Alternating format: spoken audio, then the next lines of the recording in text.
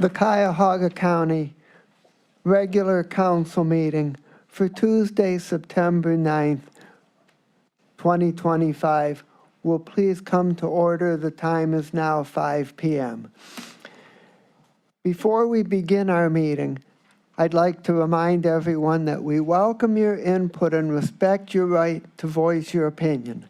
However, this council has a right and responsibility to maintain and enforce content-neutral rules of decorum.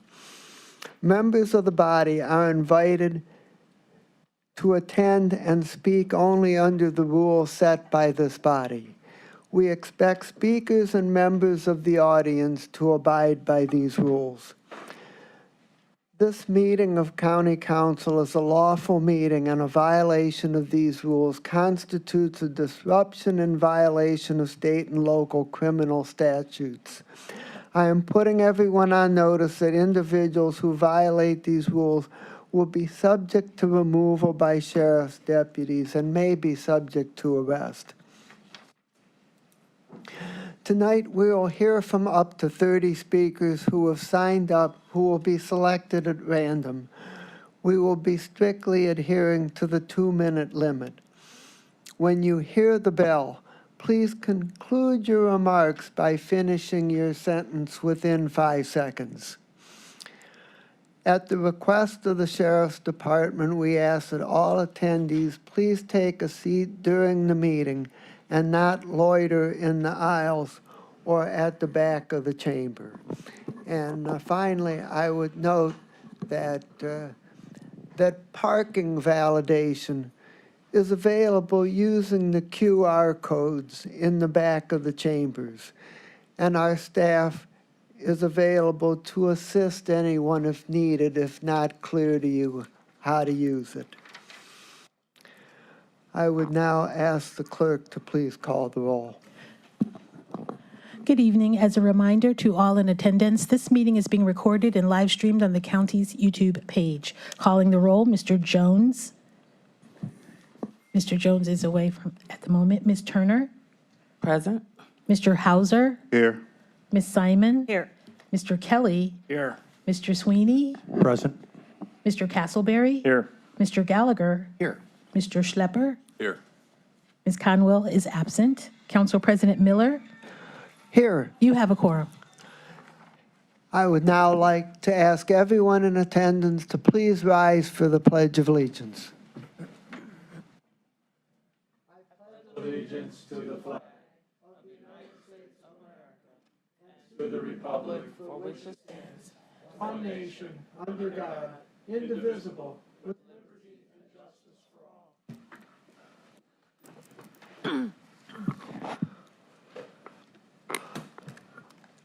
Under silent meditation, I would note that the day after tomorrow is the 21st anniversary of the events of September 11, 2001. And I would invite everyone to reflect on those events or on any other matters that are in your hearts.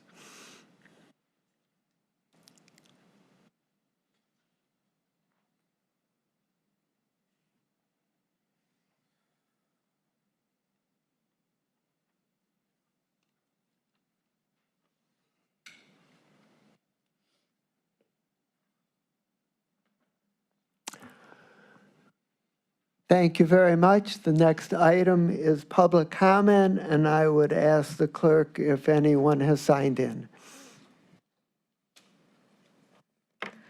Shanae Nikemmer, I apologize if I mispronounced your name.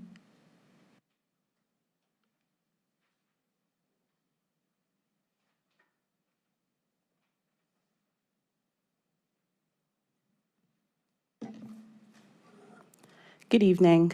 Hi, my name is Chinanya Nkemera, and I'm representing Enlightened Solutions, which is a 501c3 racial and gender justice think tank here in Northeast Ohio. I'm here to speak today in strong support of the Crown Act, passing the Crown Act here in Cuyahoga County. This legislation is not only about the dignity and personal freedom of all Americans here in Cuyahoga County, it's about economic growth. It's about regional competitiveness. When Black women and girls face discrimination based on their natural hair, texturism, featureism, Afrophobia, they are often pushed out of classrooms, workplaces, and leadership pipelines.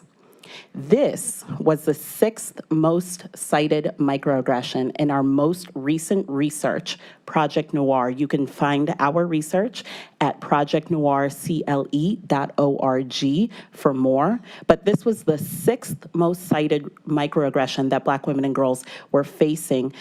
In fact, 68% of Black women and girls that took our survey, over 1,300 Black women and girls here in Northeast Ohio, reported negative comments on their hair, their feature, the texture of their hair. This is extremely demoralizing to the future of Americans here in Cuyahoga County. This exclusion comes at a cost: lost wages, lost innovation, lost opportunity. Our research shows that diverse and inclusive workplaces outperform their peers in productivity and profitability. By removing these barriers rooted in bias, the Crown Act opened doors for talent retention, workforce development, and economic advancement in our region. If Ohio passes this legislation, if Cuyahoga County passes this legislation, we would be the 3rd county in the nation and the 1st in Ohio to do so, and I urge you all strongly to do so. Thank you. Brandon West.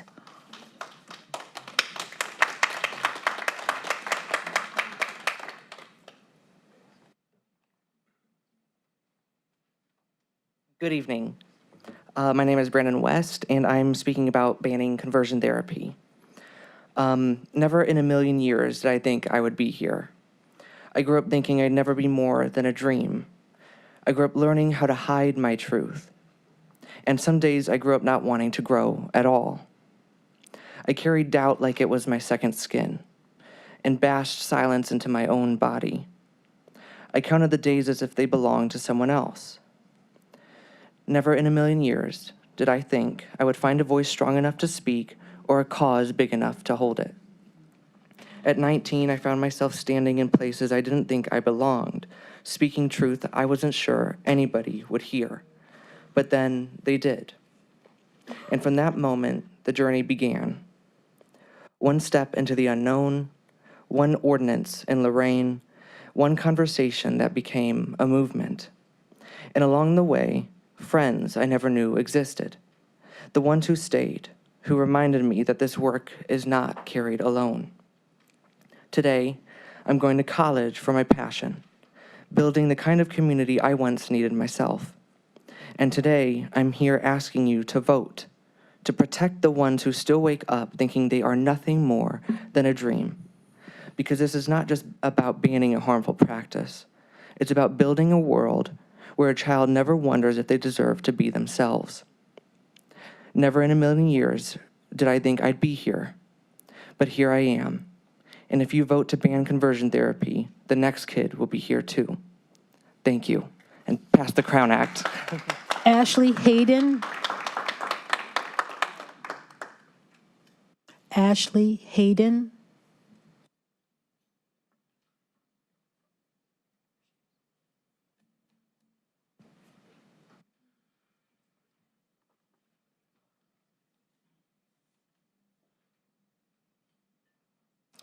Hi, I'm here to speak in support of the Crown Ms. Act law. Hayden, if you could state your name for the record and pull the microphone a little bit closer to, thank you. Speak into the microphone louder. Hi, my name is Ashley Hayden. I'm with the Reverence Design Team Hair Salon. I'm here to speak in support of the Crown Act law. It is important that we respect Afro hair so that we create an environment of learning and love, and so that negativity and bullying has no room to exist. Afro hair to me is artistic expression. It is a makeup of energy that defies gravity. It is a part of Black culture and how we style our hair and present ourselves in the world. Thank you.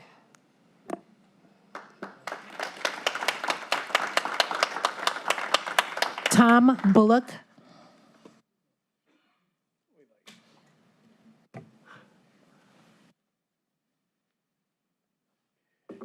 Good evening. I'm Tom Bullock, Lakewood City Council. Good to see all of you members of council, County Executive Renee. I'm here to speak on proposed ordinance 2025-003, the a proposed ordinance to prohibit the practice of conversion therapy on minors and vulnerable adults.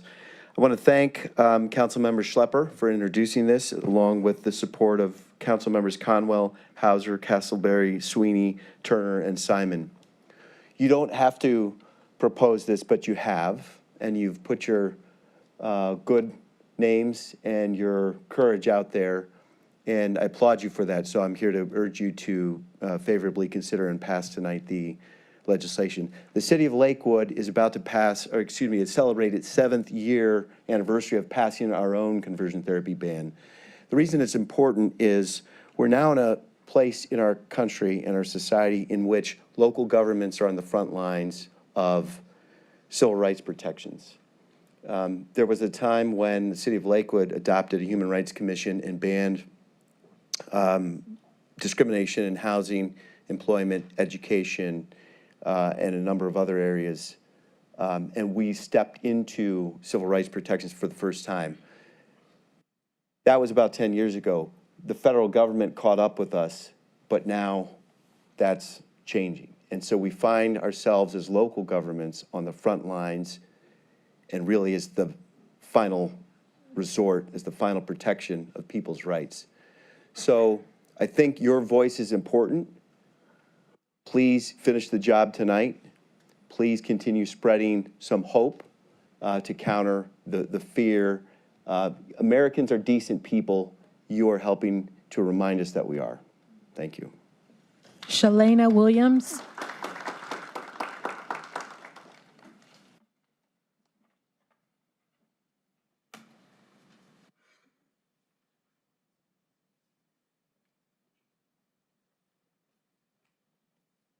Council President, both myself and Shalina Williams have both signed up for public comment, if we might be able to speak together. So, I'm sorry, but Shalana's been called, but you have to wait No problem. to be called.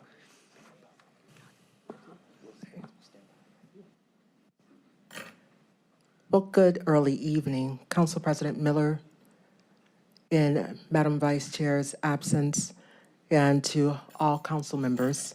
My name is Shalina Williams, and I'm here today on behalf of the Cleveland NAACP.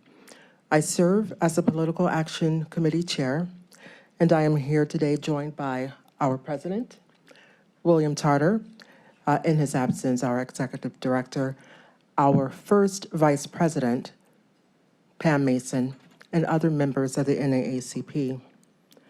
We're here today to speak about two issues that we've been following. First, we want to acknowledge the recent Sheriff's Department police chase that ended in the tragic death of Ms. Sharday Elder. Her loss is felt deeply, and our hearts and prayers are with her family. While I'm not here today to deliver an official statement on our stance regarding police chases, I do want to echo the stance of the NAACP. I'm sorry. I do want to share the NAACP is following the matter closely and will provide a statement in the near future on this matter. Secondly, I do want to express our support for the Crown Act initiative being advanced by Councilman Michael Hauser, Councilwoman Meredith Turner, and Councilman Robert Schlepper. This measure is about protecting everyone's right to show up as their truest and most authentic selves in schools and workplaces without fear of discrimination.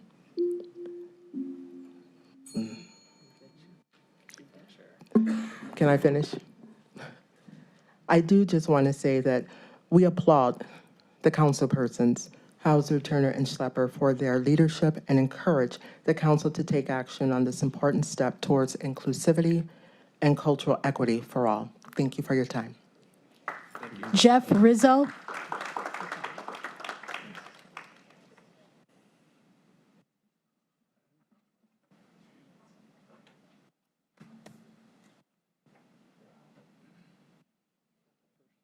My name is Jeff Rizzo, lifelong Cuyahoga County resident.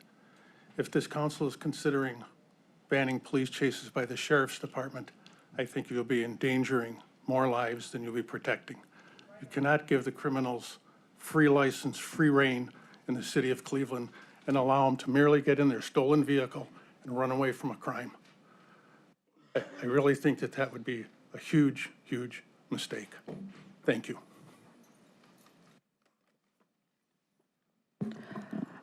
Elizabeth Karavich.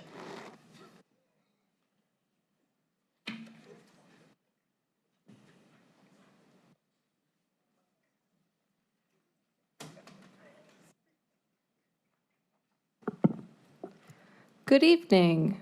My name is Elizabeth Katavich. I live and work in Cuyahoga County. I'm here today on behalf of the LGBT Community Center of Greater Cleveland, where I serve as lead advocacy coordinator. I come before you today to express the center's unwavering support of the proposed ordinance to ban conversion therapy. I am proud to say that our center is a home for so many in our community, and for many, it is the only safe place they have ever known. In doing this work, I have been asked in some form or another, do local actions like this ordinance actually matter? My response has been and will continue to be that yes, of course it matters. It matters to the youth that I serve and who I advocate for. We do this work because our youth deserve to know that they are seen, that they are loved and worthy of that love, and that our local government has their safety and well-being in mind. It matters because there are countless adults who come to our center carrying the invisible wounds of a harm that they never asked for. The pain of being told that their identity is a disease to be cured. This ordinance is our county saying what was done to you was wrong, it should have never happened, and we will make sure it never happens again.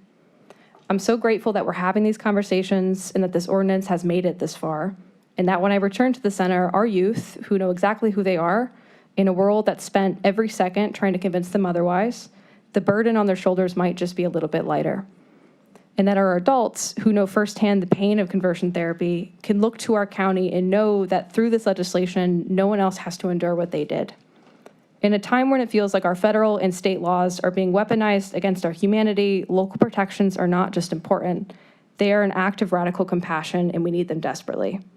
I hope that this ordinance will not be the last, and that we will not stop pushing for every protection and for every safe space that allows our community to live and to find joy fully and without apology. This is simply one step out of many, but we're grateful for your partnership in taking it. Thank you. Shahir Ahmad.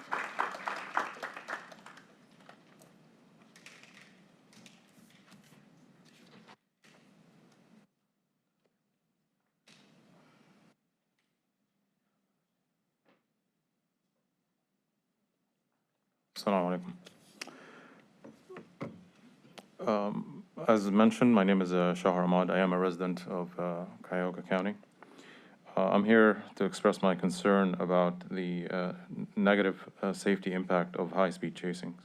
I'm not saying they should stop, but they need to be considered.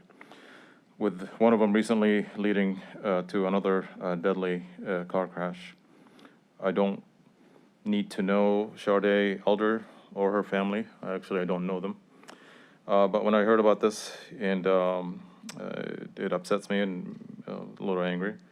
The loss of a life when they have done nothing is something that we should all avoid and shouldn't happen. When somebody's standing on the street, they shouldn't really lose their life. This should never happen. So I am a resident, again, of this county. I pay taxes, and I've been here since 2016.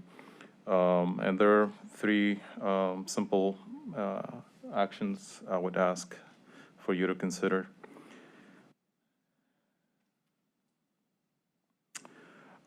Performance and mental health evaluations of the officer involved in this second deadly chase.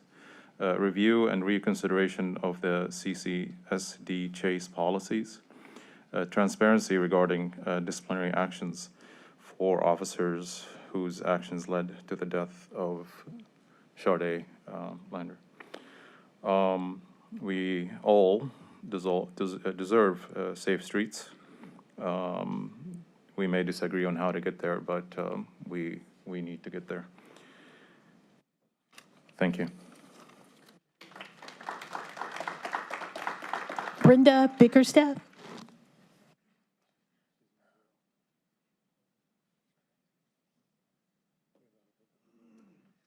Good evening.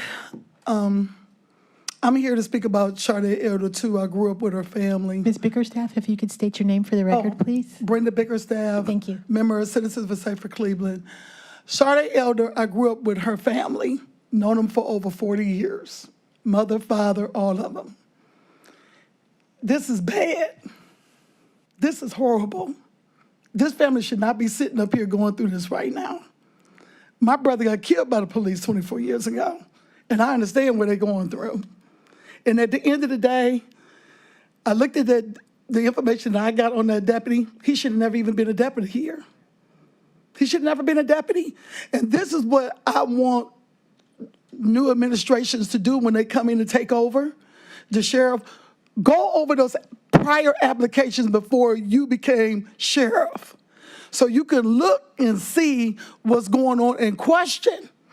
How did this person become a deputy here when he's been rejected in 2 other places? How? We don't need this. And let me tell you, I understand they help in Cleveland, but this is Cleveland's fault that Cleveland is in this position. This is Cleveland's fault. Over 100 years' fault. And my dad was a cop for Cleveland. It's law enforcement all in my family. So it's not like I'm a hater. I just don't like dirty cops. And I don't like dirty deputies. I really don't. And there's nothing that nobody can say to this family today that's going to make them feel better. She's gone. She's gone. I was out there after the crash. She is gone. There's nothing that you can say, nothing that you can do. I don't care how much money they get. That's not going to take it away the way she died, and she's gone for no reason with 2 children. Thank you. Brian Ware.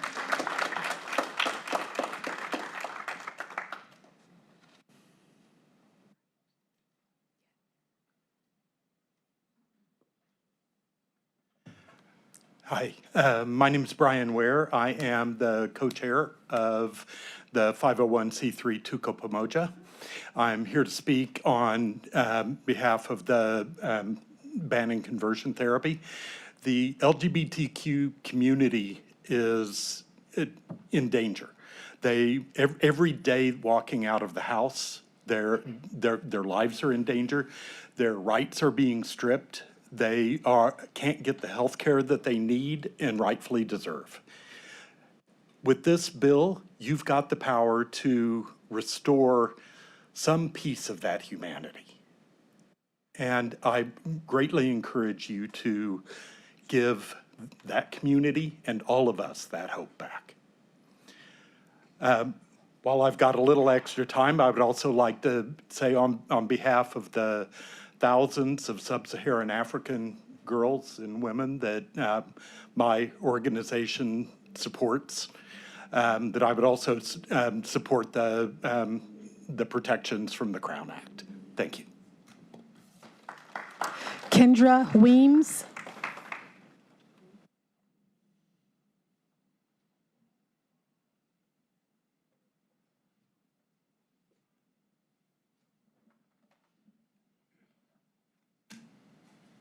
Hello, my name is Kendra Weems. I'm a licensed cosmetologist at the Reverence Design Team Hair Salon. I'm just coming to speak to urge you to vote for the Crown Act. I've personally seen customers complain about the stress of having to cut their hair and cut their locks in order for them to work and be considered in job advancement.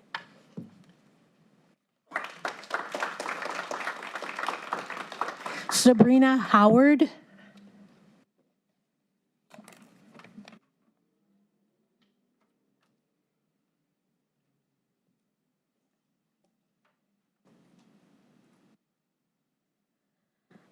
Hello, my name is Sabrina Howard. I'm a licensed cosmetologist at the Reverence Design Team Hair Salon in Cleveland Heights.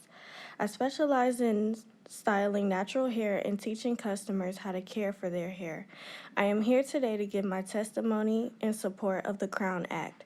I support the Crown Act because I see firsthand the confusion that many of my customers, both young and old, male and female, have about what to do with their hair when faced with a request to change their hair for work or school. The confusion I see is related to three aspects. One being, what's wrong with my hair? The second is the cost to maintain this new hairstyle. And the third is the time for the upkeep of the new hairstyle. Customers like wearing their natural hair because it fits their personal style, their budget, and the time needed to maintain the style for themselves. Thank you. Daryl Houston.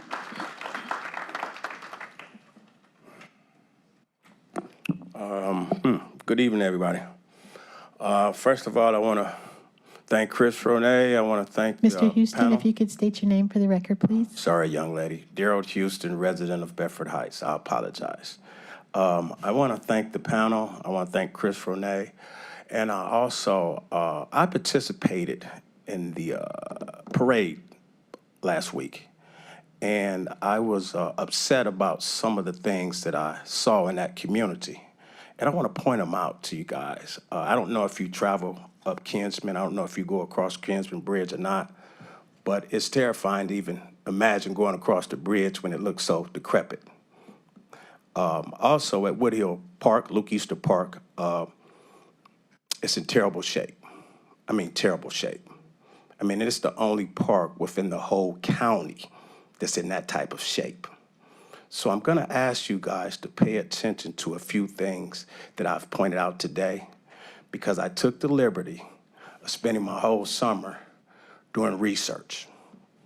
And I'm starting to pull public records on a lot of different things. I originally came down here for property taxes, and I've been stuck ever since because I'm in disbelief of some of the things that's taking place down here and some of the decisions that we're making that's having a profound effect on our communities.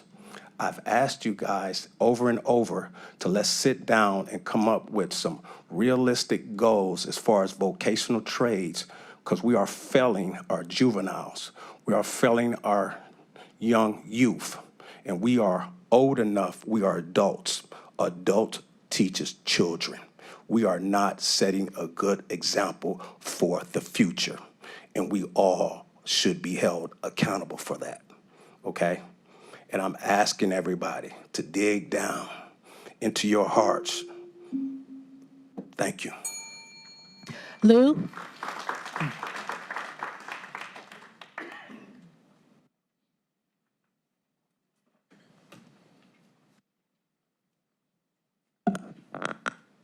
Good evening, everybody.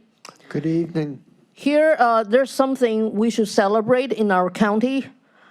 Our county can be the one to actually put a big step forward to ban conversion therapy. In this case, it's about gender identity. There are other kind of conversion therapies are also harmful to people, especially our youth, to traumatize people to the degree that eventually they either ended up to be homeless or mass incarceration. So now the same thing. Should we have a high-speed chasing? Well, if you don't know about that, at least when you see a record, there are 2 incidents at least done by the same sheriff, and that doesn't raise a red flag.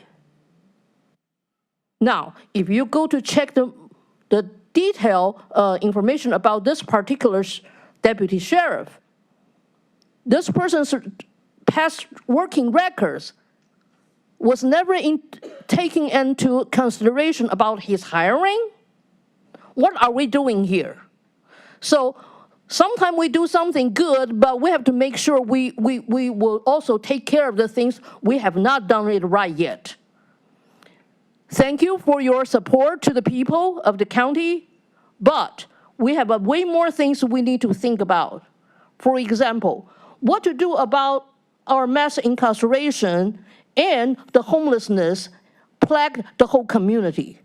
This is something we probably should work on in our biennial county budget process. Do we need bed bugs in the shelters? Do we need violence in the shelters? Do we need the people working in the county jail and the people staying in the county jail all having their life in danger? Think twice. Thank you.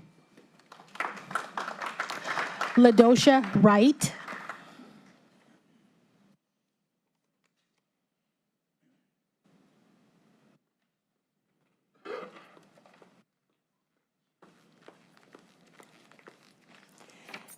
Good afternoon. My name is LaDosha Wright. I am a licensed cosmetologist currently working at the Reverend's Design Team Hair Salon. I am urging you guys to support the Crown Act. The right to wear natural and protective hairstyles such as afros, braids, locks, and twists is not simply about fashion or personal preference. It's about cultural dignity, identity, and equal opportunity. This movement here that we are proposing that you guys pass is not new. In fact, it echoes a historic moment from 1967 when the late African-American barber and activist Dr. Willie Morrow advocated for the help and secure for right of African-American men in the United States Armed Forces to wear their Afro natural hairstyles.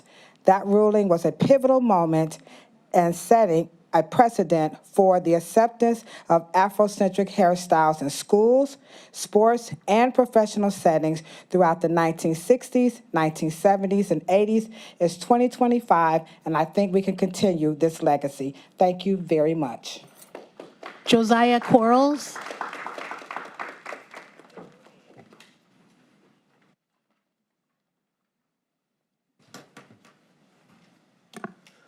Good afternoon, Council, County Executive. My name is Josiah Quarles. I'm the Director of Organizing and Advocacy at Northeast Ohio Coalition for the Homeless. Here for a couple reasons. I support the Crown Act, but, you can't have representation without, respiration, and folks is dying. And, I think we need to support the work that Maisha Watkins has done and can do here at the county as far as different kinds of community interventions in these situations. And we need to invest in mentoring and building a future that people can see themselves in.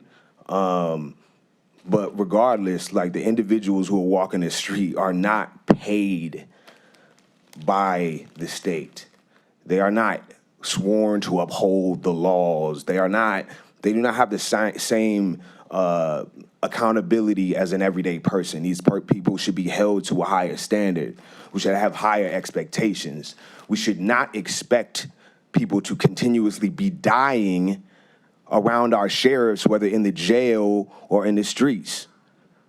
Right? And we make these investments, we continually invest, we're burdening ourselves with 40 years of sales tax for brand new jail. We continually build new shooting ranges and golf courses and whatever, but we can't invest in our children, we can't invest in our youth, we can't invest in our communities, we can't invest in housing that would secure a foundation for people to grow. We can't invest in these things when we know that the federal government is chomping at the bit to come in here and run roughshod through it, and we're setting the example that we can do it ourselves. Thank you. Dale Snyder.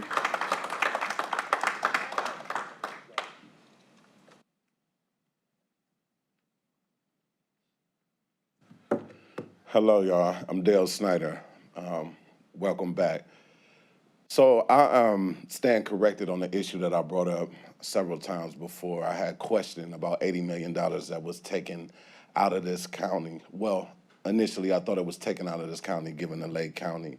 As I got updated, I found out that it was a grant and not necessarily taxpayers' dollars. So I stand corrected on that. Nonetheless, I haven't seen the paperwork on that. But through an updated source, I will redact that. I was going to speak about something else, but in lieu of the situation that's going on with the families here, I think that we should keep the spotlight on that. Police chasing. I heard a gentleman come up here talking about you can't let the criminals run. Okay. Understand you got to have law and order. You got to have governments. You just cannot have chaos and everyone just doing what they want to do. Nonetheless, The governance has to start with the government. The law and order has to start with those that are in position to bring down law and order. A criminal offense is not someone with a bad turn signal or a missing light or even an OVO or OVI or DUI or whatever you call it. These are not green lights to run green lights to end lives of innocent people. That's all I got to say. Samaria Rice.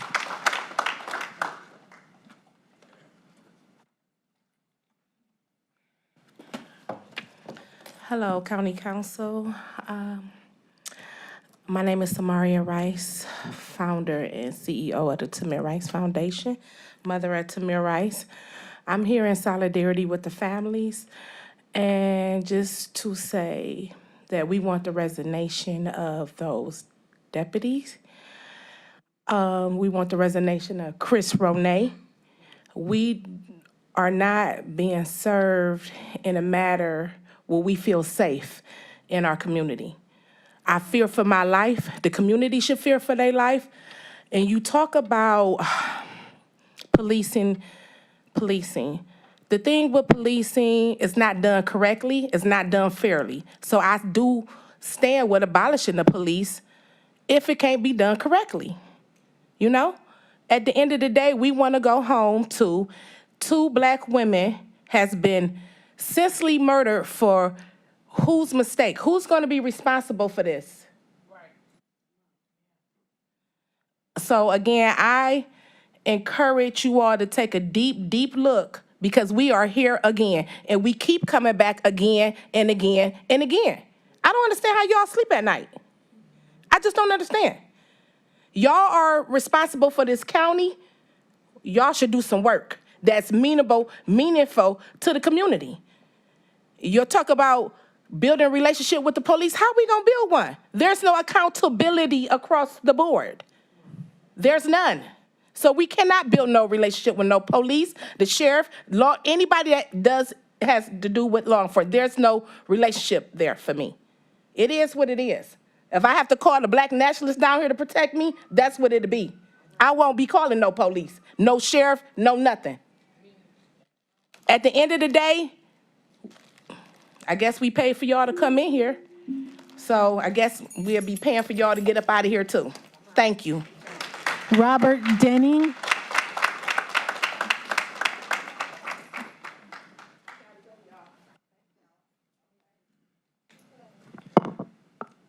Good evening, council members. My name is Robert Deming, and I'm a social work student at Cleveland State University. I'm also an intern with the National Association of Social Workers, Ohio chapter. I'm here again tonight at this final reading to urge you to pass the ordinance banning conversion therapy within Cuyahoga County. As social workers, we are committed to affirming, not erasing people's identities. Conversion therapy violates that principle. It causes lasting trauma, especially for LGBTQIA+ youth, and undermines trust in the very professionals meant to help with them. Every major organization, including the American Psychiatric Organization and the NASW, have condemned conversion therapy as harmful and non-evidence-based. Research shows LGBTQIA+ youth subjected to it are nearly twice as likely to attempt suicide. Passing this ordinance is not only ethical, it is life-saving. Tonight, you can send a clear message that our county stands for dignity, safety, and respect of all persons. I urge you once again to pass this ordinance. Thank you. Morgan Lewis.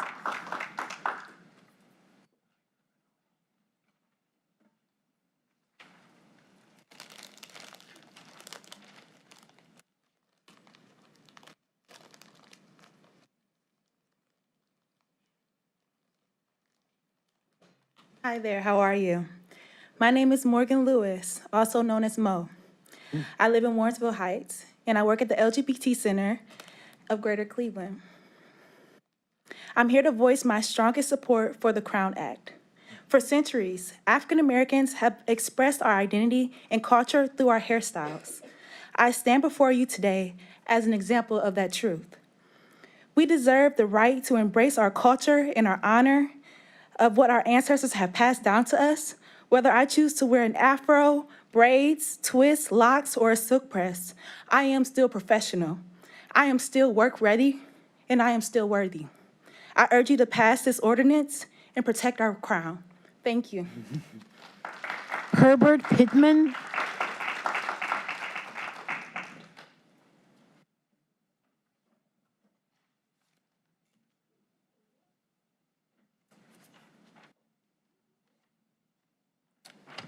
Hello, my name is Herbert Pittman. I'm also known as Dr. Spritz.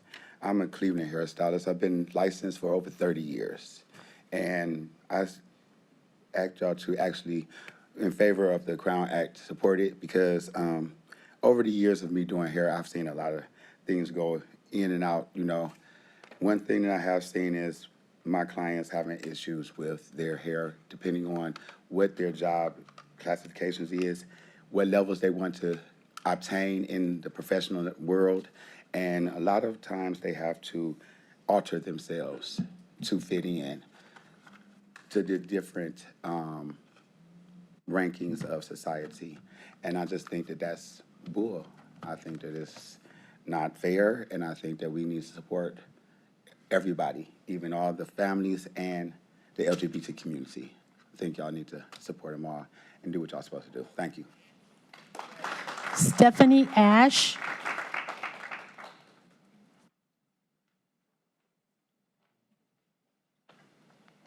Hello, my name is Stephanie Ash, and I'm a licensed social worker who lives and works in Cuyahoga County.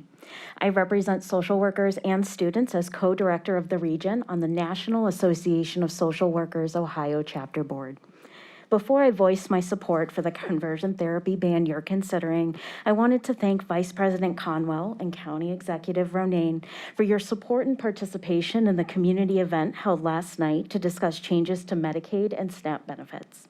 These changes will harm the most vulnerable members of our community, and I'm committed to working in coordination and in coalition with all of you to meet people where they are and help them access needed services. Now to the matter at hand. I've stood before you twice now in support of the conversion therapy ban you're considering, and I want to reiterate our support for this ban. To be very clear, conversion therapy is not therapy. It is psychological abuse cloaked in the language of help and rooted in the false and dangerous belief that LGBTQIA+ identities are disorders in need of correction. There is no scientific basis for conversion therapy, and leading medical, psychological, and mental health organizations have all condemned the practice. This ban aligns with our professional ethics, our responsibility to do no harm, and the basic human right to self-determination. I speak not only as a social worker, but as someone who has sat across from people in pain. Young people terrified to come out, adults who carry trauma from childhoods where they were told their identities were wrong, and families unsure how to support the ones they love. On behalf of NASW Ohio's 3,700 members, I urge you to pass this ordinance today. Let's make our county a place where queer youth are affirmed, protected, and empowered to thrive. Thank you so much. Delisa Delcon.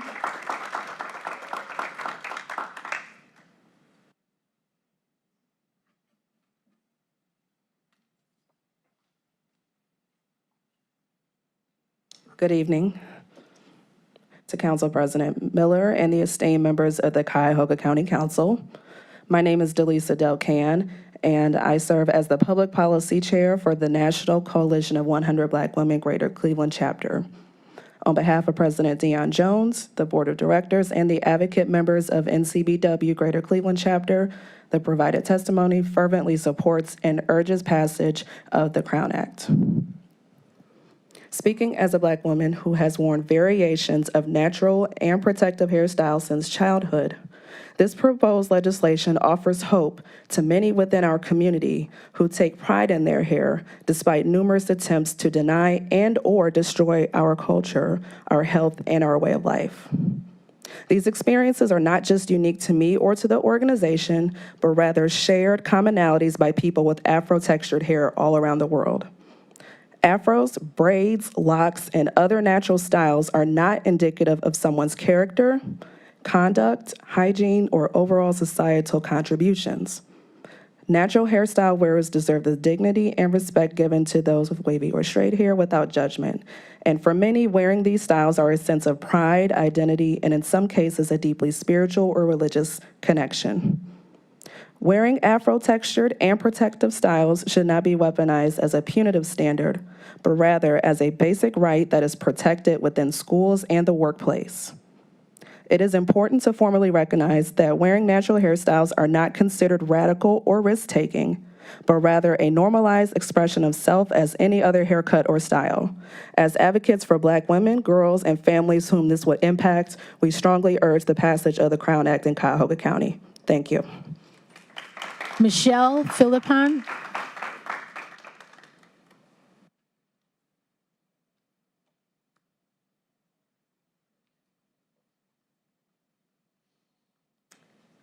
So I just say my name, right? Okay. Michelle Philippon. Hello, everybody. I just wanted to come here to speak in favor of the conversion therapy ban, like many of my compatriots here. I'm a volunteer at the Cleveland DSI. From the ages of 15 to 22, I unwittingly went through conversion therapy. This led me to hate myself, starve myself, punish myself, and have suicidal ideation. No matter what I did or how hard I tried, I could not make myself straight. The damage wrought from conversion therapy lasted years. Even though I came out when I was 22, I didn't stop hating myself until I was 31. Conversion therapy has been proven to have some of the effects I've experienced and even more than I can count. It causes anxiety, depression, self-esteem issues, self-harm, and increases suicidal ideation. Queer youth are already at more risk for bullying, school dropouts, and homelessness compared to their peers. They need affirming help, not therapy that will damage them and teach them that they're inherently wrong. As a Cuyahoga County resident for over 5 years, I am proud that 3 municipalities in the county have already put these bans in place.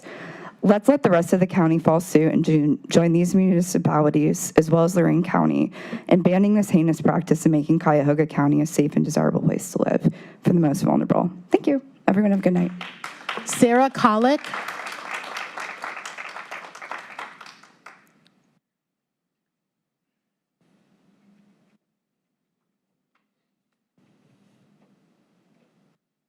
Good evening, Council. My name is Sarah Kolick, and I'm an attorney residing and working in Cuyahoga County.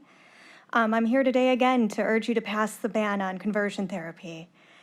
Passing this ban on conversion therapy, and I use that term therapy sarcastically, since we know conversion therapy is not about therapy, right? It's about changing what's innate about a person to fit heteronormative standards that current administration, presidential administration, seems to want to push these days. But passing a ban on conversion therapy in our country will save lives in our county by sending the powerful message to LGBTQ people that they are welcome in this community.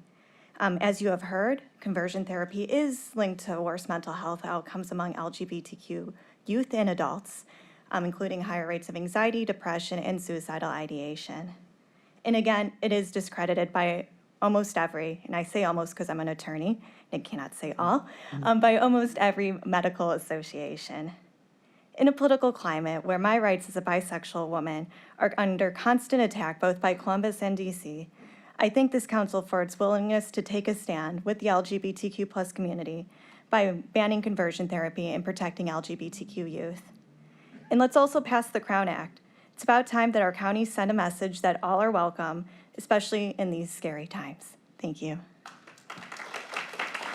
Marcus Alexander.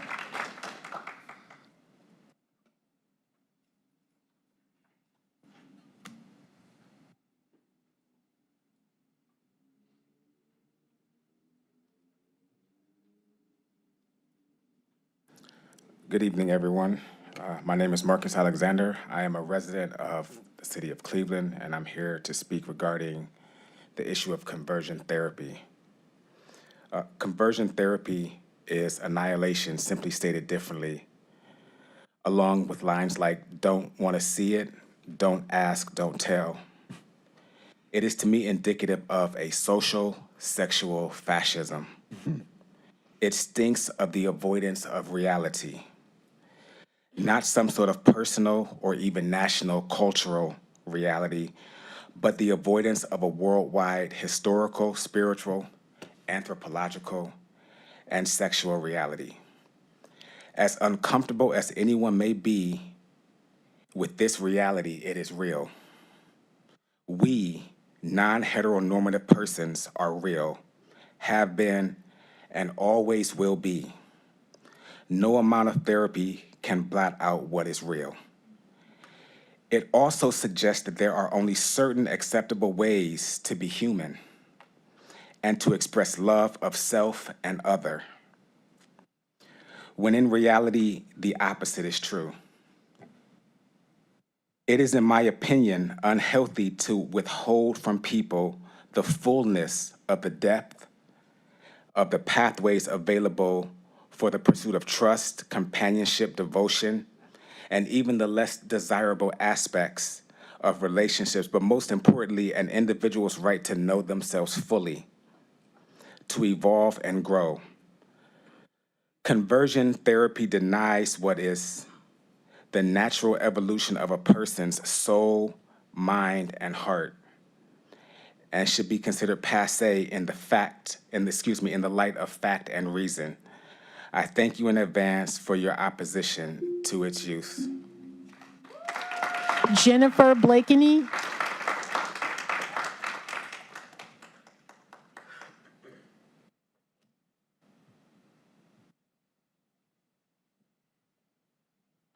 Good evening, Council, County Executive. My name is Jennifer Blakeney, and I am a member of SURGE, Showing Up for Racial Justice, and Citizens for a Safer Cleveland.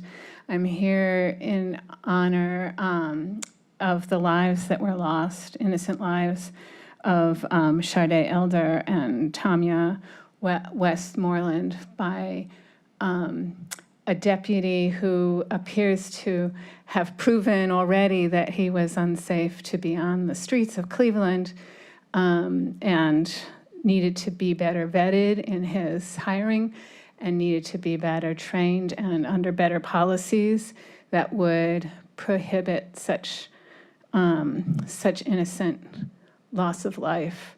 I have to say, not to take the focus on me, but we were driving back on Labor Day, and there was 2 police officers driving down 271 and the spur and chasing somebody who was obviously trying to get away.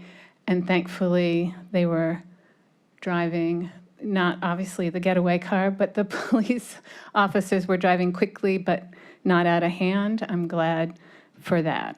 Otherwise, I might be part of that because they cut right in front of me. Anyway, we demand that there's an independent investigation into these tragedies and policies, that the Downtown Safety Patrol be disbanded and the funds reallocated to real community safety measures. We appreciate your public service and hope you keep the heart for all of us. And I didn't say I'm a Cuyahoga and Cleveland resident. We insist that Deputy Loudermilk be fired, and that we prioritize the lives of citizens of Cleveland over the number of officers in the sheriff's and police department. Thank you. James DeCredo.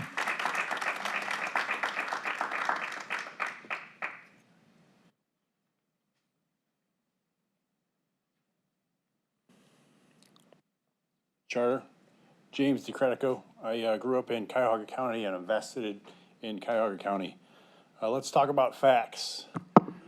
Facts, 54, if not 55 of the municipalities mirror the sheriff's pursuit policy. Repeat that, 54 to 55 of the municipalities mirror the sheriff's pursuit policy, vice versa. As in regards to the voters should be made aware of the topic. We're in this situation because of Cleveland Police, due to the restrictive policies, quite frankly, that breeds more criminals, which in turn pours over from Cleveland into all the suburbs. With that in mind, it pours over into all of Cuyahoga County, and some members of Cuyahoga County want the same policies as Cleveland Police.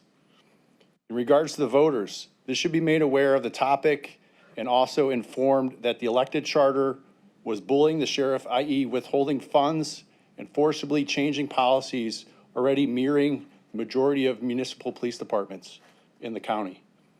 You all are elected county officials and subject to county HR rules like bullying by way of withholding county residents, taxpayers, and voters' money.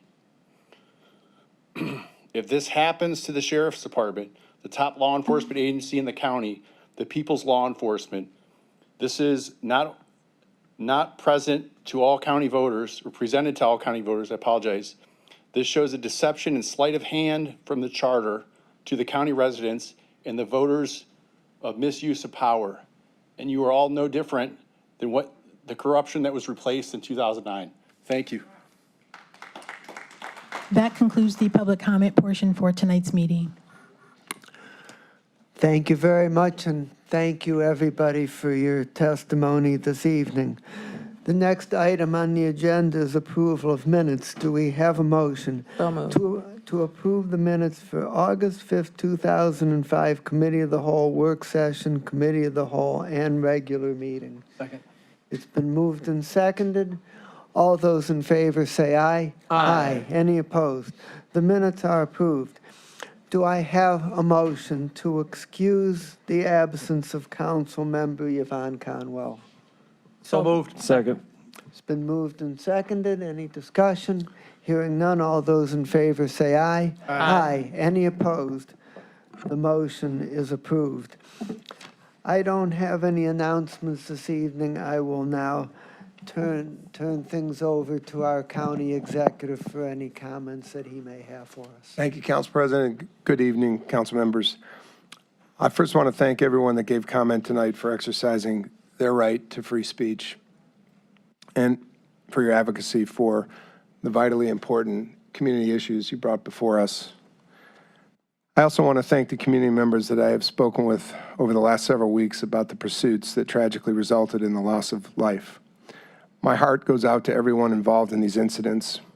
It is important that we honor the lives lost by saying their names and remembering them. Tamaya Westmoreland and Sharday Elder. Immediately after the August 24th crash occurred, the Sheriff's Department began with a criminal investigation of the suspect and an administrative review of the circumstances of the pursuit and crash. The criminal and administrative review are underway and will run concurrently. In addition to an evaluation of the incident, I have asked Sheriff Patel for a full review of the department's pursuit policies and personnel involved in this and other pursuits. This unit provides a valuable service in Cleveland and supports events, communities, and law enforcement departments throughout Cuyahoga County. We must ensure that our approach gives law enforcement the tools they need to address threats to our community while also ensuring bystanders remain safe. Council President and members of council, I want to say today, switching gears, which is hard to do, but switching gears, thank you for all who voted today and voted this voting season. I hope our public appreciates the new investment in the Board of Elections. I want to thank again Public Works team and so many that built out a space that I hope betters our democracy by engaging voters with a better space to vote. If you haven't seen it, we encourage you to go down and see the Board of Elections. It's your house. It's the citizens' house. I hope you see it at 1803 Superior Avenue. As was referenced by one of the citizens tonight, we held a difficult but very essential meeting at Tri-C last night with our Department of Jobs and Family Services. The difficult part is addressing the issues facing our community that is on Medicaid assistance, which in this county represents roughly a third of our county citizens, and the roughly 20% of our citizens who draw on supplemental nutrition assistance program for families. These have been pillar support systems in our community in helping people with the basics of food and of health care. Obviously now what we are seeing from the federal government and even our state government is a cutting away of the safety net that they have historically been a part of, that we are now much on our own. We'll rebuild our safety net locally, and I appreciate the hundreds of people who showed up last night at Tri-C. We hope to have more community forums, Appreciate the staff that was out and Councilwoman Conwell that was with us as well. We hope to have them in your districts and your communities, that we all can be navigators as our sisters and brothers are in need. And as I said last night, I think we have to approach this as we did COVID, and not to minimize at all COVID's impact on our globe and on our country and in our community. But it was a time when we at a local level band together to help our sisters and brothers and our neighbors. Those times are coming again when we're going to have to band together to support our neighbors. And there's job requirements, which you guys know, some put upon persons who have very difficult ability to get those jobs, but we're going to have to help people navigate into the economy or else navigate through our system to make sure that they can get the exemptions that they deserve. But anyways, thanks again for all that came out last night. A few of you in the audience were there too, and I appreciate it. Council President, I'm not sure procedurally how to do this, but we had signaled a little bit through some other channels that I am, as county exec, fully in support of the Crown Act 250004 tonight. If somehow procedurally I could add my name as a supporter and thank the residents who spoke in favor of our channeling the Crown Act here at Cuyahoga County, we will. And also I want to support and have indicated so the ban on conversion, quote, therapy. I stand with you, and if there's some way, Council President, at the appropriate time, I can add my name to the legislation, I'd appreciate it. Thank you, members of council. Thank you very much for your comments, and to the clerk, please add the executive's name to the two pieces of legislation. Duly noted. Mr. President, if I have a moment to, at this time, as point of order, to address the pursuit policy. Yes, you may. Thank you so much. When I was away, I understood that Cleveland.com and others spoke about council's failure to exercise oversight over what's been occurring. I want to make clear that council members, I'm a lead sponsor, introduced legislation months ago after the first pursuit fatality, that we were looking at funding and whether we want to continue our sheriff department exercising this role as a downtown safety patrol, considering what occurred and the concerns we had in committee. So that legislation is pending, but in the meantime, council has taken an active role itself and has met with the sheriff at least 2 times to look at the policy, to see whether we want to make amendments to it and modify it, to make sure that there's a balance between public safety and safety of the residents who have been victimized actually and potentially. So I want to make clear that council has not been sitting idle. We've been working actively on a policy, and we're also looking at whether the sheriff department should continue on in this role, or maybe that needs to be modified as well. So I just wanted to let everybody know that council is engaged, council is concerned, council is active, and council will continue to do so. Thank you, Mr. President. Thank you. Legislation introduced by council. Consideration of resolutions of council for first reading and referral to committee. Resolution 2025-0260, awarding a total sum not to exceed $10,000 to Pet Fix Northeast Ohio, Inc., for the purpose of opening a spay-neuter clinic in Garfield Heights from the District 11 ARPA Community Grant Fund. Refer to the Education, Environment, and Sustainability Committee. Resolution 2025-0261, adopting various changes to the Cuyahoga County non-bargaining classification plan. Refer to the Human Resources, Appointments, and Equity Committee. Consideration of a resolution of council for third reading adoption. Resolution 2025-0232, awarding a total sum not to exceed $25,000 to Community Housing Solutions for the home repair program from the District 11 ARPA Community Grant Fund. Move to adopt. Second. Thank you. This ARPA award is for home repair programs for senior citizens, and it will help at least 5 to 6 families make repairs to their home so they can stay there without having to leave. Any further discussion? Hearing none. All those in favor of adoption, say aye. Aye. Aye. Any opposed? The resolution is adopted. Consideration of an ordinance of council for first reading and referral to committee. Ordinance 2025-0004, amending sections 1501.01 and 1501.02 of the Cuyahoga County Code and section 3.02 of the Cuyahoga County Employee Handbook to prohibit discrimination on the basis of a person's hair texture or hairstyle, commonly associated with a particular race or national origin, in the areas of housing, employment, and places of public accommodation. Refer to the Human Resources, Appointments, and Equity Committee. Mr. President, I'd like to add my name. Thank you. Please add Councilwoman Simon's name and mine as well, please. You can add mine as well. And Councilman Jones.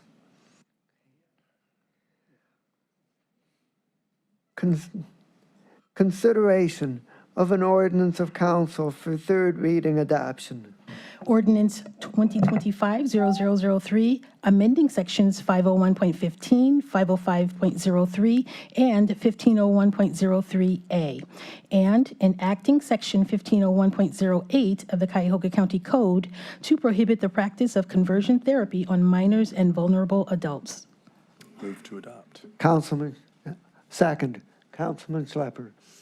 Thank you, and through the chair. I understand this is a pivotal moment for our county, and I just had a couple words I wanted to share with those in attendance tonight. I first want to thank my colleagues as well as the county executive for their support of this legislation. Your support means more than you realize, not just to me, but to so many lives throughout the county, so I'm deeply grateful for your support here. I'd also like to thank Brandon West and Sarah Kolick and their team for bringing this important issue before this body. Our role as a council and as county leadership is to first and foremost protect our residents.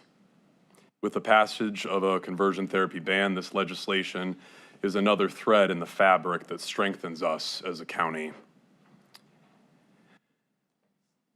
For me, this is very, very simple. If there is a practice that seeks to harm any member of our community or causes young people in particular to take their own lives, it has no place here. As we move forward, my message to any young person that has not been accepted as they are is this: we see you, we believe in you, and you are always welcome in this community. Cuyahoga County is indeed a place for everyone. We will continue to work every day to honor that promise. Thank you. So I would like to thank Councilman Schlepper for the many months of behind-the-scenes diligent work that he put in to create an ordinance that not only does the right thing, but is technically strong and well-researched, and I appreciate all the effort that you've put into this. And I've been a sponsor from the beginning. I think my name was inadvertently not put on the list, so if it needs to be, please add my name as a sponsor, and I will now call on Councilman Sweeney. Thank you, Mr. President. You used the word thank you. I'd like to use the word applauded. He came, this is like landmark legislation, and he's only been here a little while. So thank you for jumping in and doing the work, and you should be very satisfied and proud at this moment for you and your family. So thank you. Councilman Gallagher. Thank you, Mr. President. I'd like to thank Mr. Schlepper for his efforts here. He's a new colleague. It was, and my initial reaction is, what are we doing here? Are we doing something that we really shouldn't be doing, that should be at the state level? And Senator Antonio came at the last meeting telling us that she has legislation that got through the House but didn't get through the Senate, or is in the Senate right now. I met with Mr. Schlepper and told him of my concerns. So I promised him I'd research it, so I'd like to thank him publicly for a trip down a rabbit hole that I'm struggling to get out of. The best thing I could say about this is that it's medieval. I didn't really know much about this, so the further I dug, the more I found out. And just off the top of my head, as I researched it, I realized if this were my legislation, I would ideally wait, because it's rare that legislation here or in the state is going to be heard in the Supreme Court of the United States on point. The state of Colorado passed this and was sued, and that argument will take place in October. We will get a better direction as to what the law is in the United States of America. My guess would be that the Supreme Court, having kind of turned towards states' rights, will more likely than not uphold the Colorado law that was passed, which I think at that point would encourage states and give them the opportunity to also pass those laws without worry of recourse from individuals within the state. That's not my legislation, so I don't have an opportunity to do that. Ideally, I would wait. But I also represent everybody, not just in the county, but specifically in my district. And after looking at all of the issues involved with this that I could research, and it was difficult to get both sides of the story, I think it's important to support Mr. Schlepper in his efforts to at least forward this temporarily while we wait. And I would caution everybody that it is temporary until the Supreme Court rules. But again, I think that they're going to uphold Colorado, at which point in time that this legislation would be safe and probably invoke some people in Columbus to maybe take a closer look at it. So I thank Mr. Schlepper for that traipse down the rabbit hole. I may have to extend my hand for him to drag me out of it. And this isn't really a tough decision. Some people might consider it political. I consider it an odd procedure that some people do. I don't know how many people in the state of Ohio do this, but I think ultimately, as Mr. Schlepper said, we really need to protect people regardless of what our thoughts or our political beliefs might be. And I believe this is the right avenue to take. So I thank Mr. Schlepper. Okay. Councilman Jones. Thank you, Council President. I want to commend Councilman Schlepper as well for bringing this legislation forward. He has my full support on this legislation. He and I have had the opportunity to talk. We talked for, it seemed like hours we were talking. And but I did my research as well. I'm a person of faith. I've grown up in the church, and I had never heard of conversion therapy. I didn't know what it was, so I had to dig in and research. I've talked to everyone from leaders at Metro Health for their thoughts, faith leaders as well. And my spiritual position is we're to love everyone. Literally what the word tells us, the Good Samaritan helped everyone. He looked without condemnation. In fact, he saw and he helped. And that's the type of faith the Bible tells us about, and that is where we should be. So spiritually, this lines up for me, because if one person is being hurt, then it goes against everything the Word teaches us. And this, from my research, that is what is happening. And I support this. The actions that the legislation puts forward for individuals who do these things that have been debunked, those who do these type of practices, they would be debarred from doing work with this county. I am not aware of anyone that has done this at the moment that we've seen. And I look at the faith community and they partner with this county, whether it's the food pantry and the food bank, the health and human services for our seniors. Again, I stand here seeing a partner, a strong partner in this community. you have my support. Thank you for this legislation, and I look forward to voting in support. Councilwoman Turner. Thank you, Mr. President. I just want to thank my colleague, Councilman Schlepper, for sponsoring this legislation. This measure affirms that every young person deserves dignity, evidence-based care, and the freedom to be who they are without coercion or harm. So, Robert, your leadership has, and our collective vote will send a clear message, as Councilman Jones said, that we are all children of God and that we will collectively protect our residents, build a community grounded in respect and human rights. So with much love and respect for you, thank you. Councilman Kelly. Thank you, Mr. President. So I do support this. Thanks for bringing that forward. And all I can say is what they said. So thank you. Hearing no further discussion, all those in favor of adoption of the ordinance, say aye. Aye. Any opposed? The legislation is adopted. Council President.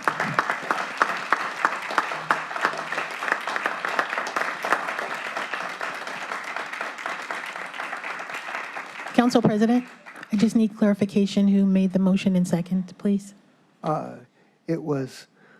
The motion was made by Councilman Schlepper and seconded by me. Thank you. Legislation introduced by executive. Consideration of resolutions for first reading adoption under suspension of the rules. Do I have a motion to suspend the rules requiring referral to committee and 3 readings? Mr. President, I move to suspend the rules. Second. It's been moved and seconded to suspend the rules. Any discussion? Hearing none, all those in favor say aye. Aye. Any opposed? The rules are suspended. Resolution 2025-0262, amending the 2024-2025 biennial operating budget for 2025 by providing for additional fiscal appropriation transfers, and cash transfers. Also, amending resolution number 2025-0206, dated June 10th, 2025. Move to adopt. Second. Mr. President, colleagues, this resolution is a regular fiscal agenda budget amendment, and you should have the answers to our questions to OBM in front of you.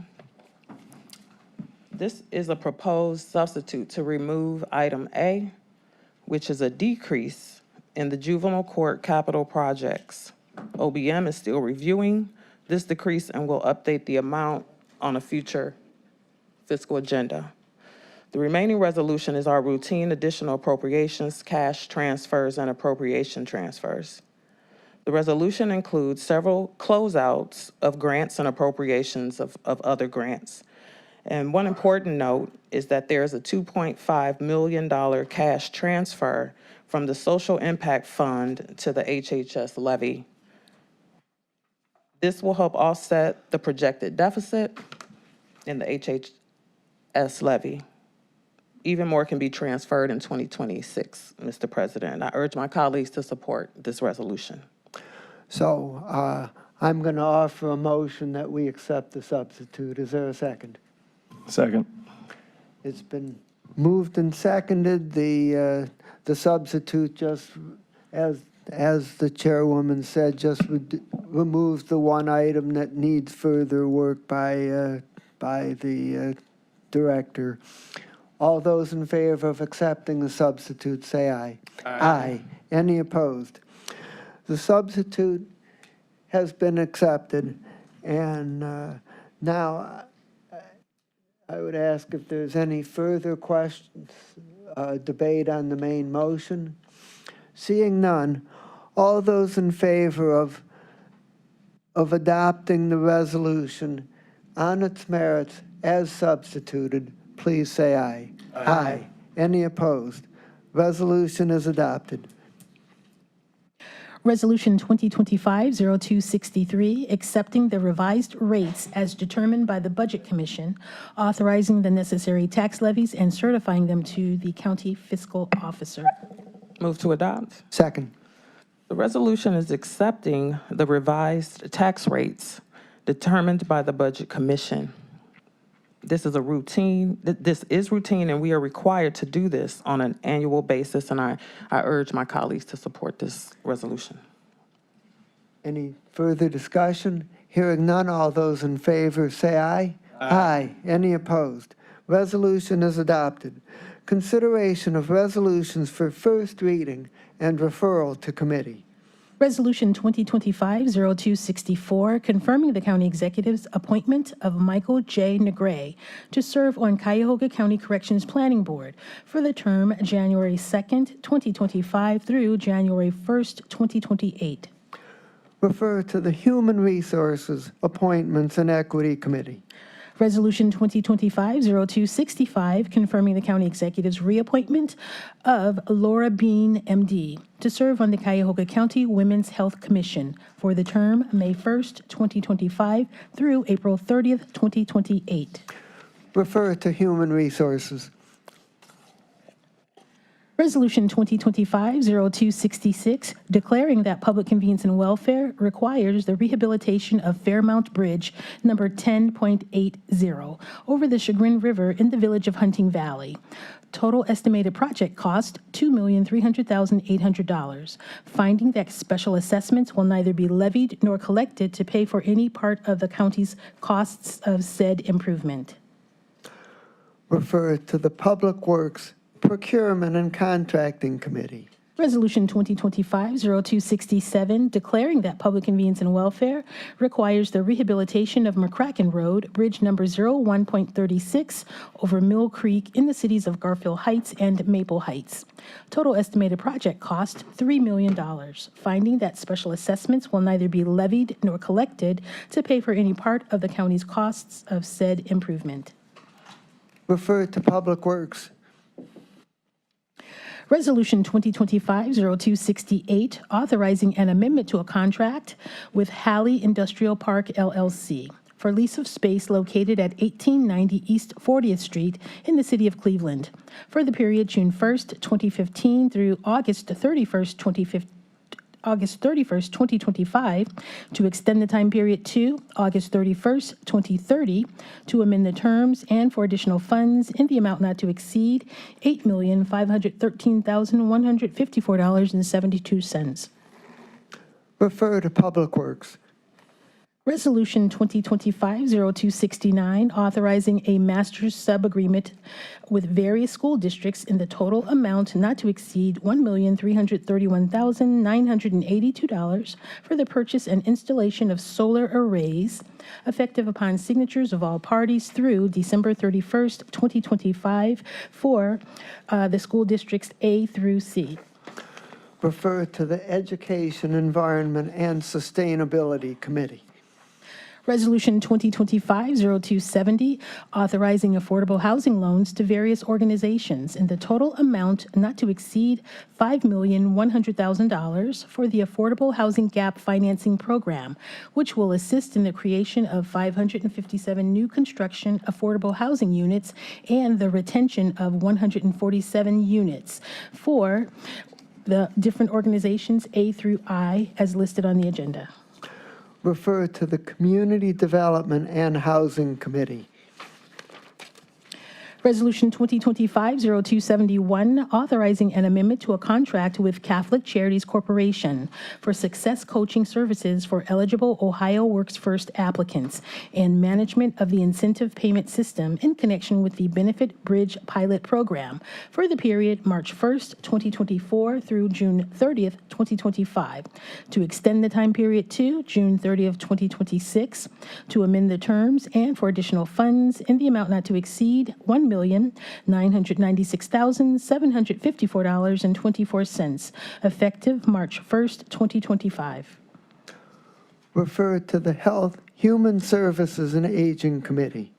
Resolution 2025-0272, authorizing an amendment to a master contract with various providers for emergency assistance services for the period September 1st, 2024 through August 31st, 2025, to extend the time period to August 31st, 2026, and for additional funds in the total amount not to exceed $1,575,000 effective September 1st, 2025 for the various providers A through E.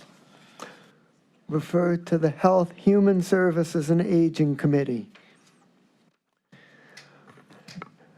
Miscellaneous committee reports. Will start on my right with Councilman Kelly. Thank you, Mr. President. There are no items to come before the Economic Development Committee. HR and appointments will meet at its regularly scheduled time. Safety, Tuesday, 1 o'clock. Operations will not be meeting next week. Public Works will meet at its regular time to deal with the item referred today. Finance and budgeting will not meet on Monday, but I would like to mention that the council president, vice president, myself have been meeting to go over budget, and we look forward to meeting with colleagues in the upcoming weeks. Thank you. Community Development, Monday, 10 o'clock. Environment Education, Wednesday, the 17th at 3. Council President, could I add a 12th-person miscellaneous update?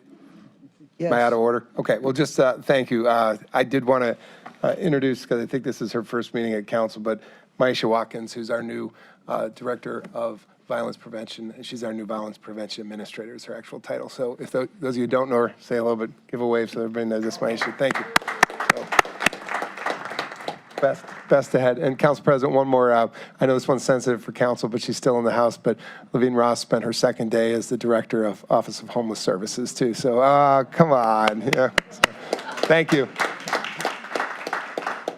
So I just want to say that Maisha's work in the area of violence prevention in this community is legendary, and that we're honored and privileged to have her working for us at the county. So, so thank you. I would ask to Andrea, have we conferred with Yvonne? Do we know if Health and Human Services Committee is meeting? We won't know until tomorrow, but I have her down tentatively for September 17th at 1 p.m. And is there any miscellaneous business? A super quick comment, kind of to the basis of our county executive. I know there was comment being made around the Crown Act. You know, we're focused on the Crown Act, but we have gun violence. And so as the councilman who introduced the Crown Act, as well as helped lead the Office of Gun Violence, I just wanted to assure the residents that we can do both, and that gun safety and safety, as well as protecting discrimination rights, is important, and we can do both. And so I just wanted to make sure I pointed that out for the residents. So I have become aware of an issue that might divide the council, and Councilman Gallagher might know something about this. Oh, I know. Friday night kickoff, 7 o'clock, baby, and the Eagles are coming for the Blooders. Wow. St. Ed's against Glenville. Yes. Two of the best teams in Ohio. Yes. There being no further business before this council, we stand adjourned.